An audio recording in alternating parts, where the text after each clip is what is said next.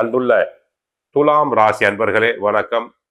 குரு பெயர்ச்சி பலன்களை நாம் பார்க்க போகிறோம். குரு பகவான் வாக்கிய பஞ்சாங்கப்படி மே மாதம் 26ஆம் தேதி பெயர்ச்சியாகிறார். அவர் மிதுன ராசியிலிருந்து கடக ராசிக்கு சென்று உச்சமடைகிறார். திருக்கணித பஞ்சாங்கப்படி ஜூன் மாதம் 2ஆம் தேதி குரு பெயர்ச்சி நடைபெறுகிறது. குரு 3ஆம் இடத்திற்கும் 6ஆம் இடத்திற்கும் உரியவர். 10ஆம் இடத்திற்கு ஜீவனஸ்தானம் தொழில் ஸ்தானம் சென்று உச்சமடைகிறார். தற்போது சனி பகவான் 6இல் இருந்து நன்மை செய்கிறார். கேது லாபஸ்தானத்திலிருந்து நன்மை செய்கிறார். குரு 10ஆம் இடம் செல்வதால் பண வரவுகள் அதிகரிக்கும். ஆரோக்கியம் நன்றாக இருக்கும். நீண்ட நாள் நோய்வாய்ப்பட்டவர்களுக்கு உடல் ஆரோக்கியம் பெருகும். மருத்துவ செலவுகள் அனைத்தும் குறையும். குடும்பத்தை பொறுத்தவரை கணவன் மனைவி ஒற்றுமை ஓங்கும். ஒருவரை ஒருவர் நன்றாக புரிந்து கொள்வர். குடும்பத்தில் சுபகாரியங்கள் நடைபெறும். குரு பகவான் தன குடும்ப வாக்குஸ்தானத்தை பார்ப்பதால் பண வரவுகள் பெருகும். எதிர்பாராத நேரத்தில் உதவிகள் தங்களை தேடி வரும். குடும்பத்தில் சுபகாரியம் பிள்ளைகளுக்கு நடக்கும். பொருளாதாரத்தில் மேன்மை அடைவீர். பண வரவுகள் நிறைய வந்து கொண்டே இருக்கும். இந்த நேரத்தில் சேமிக்க தொடங்குவீர். உத்தியோகத்தை பொறுத்தவரை சிறப்படைவீர். உழைப்பு அதிகமாக இருக்கும்.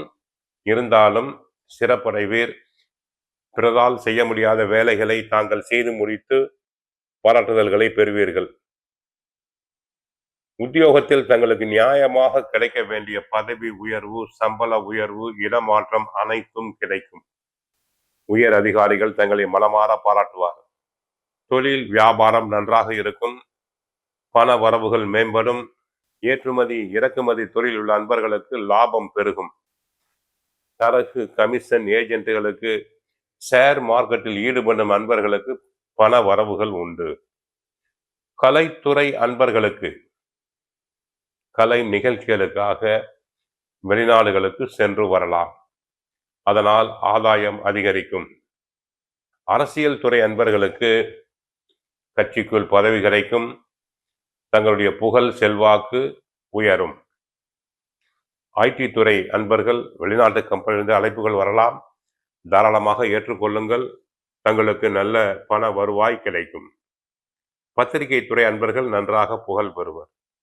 குரு 31/10/2026 முதல் 13/12/2026 வரை அதிசாரம் பெறுகிறார் சிம்ம ராசியில். அதுவும் நன்மைதான்.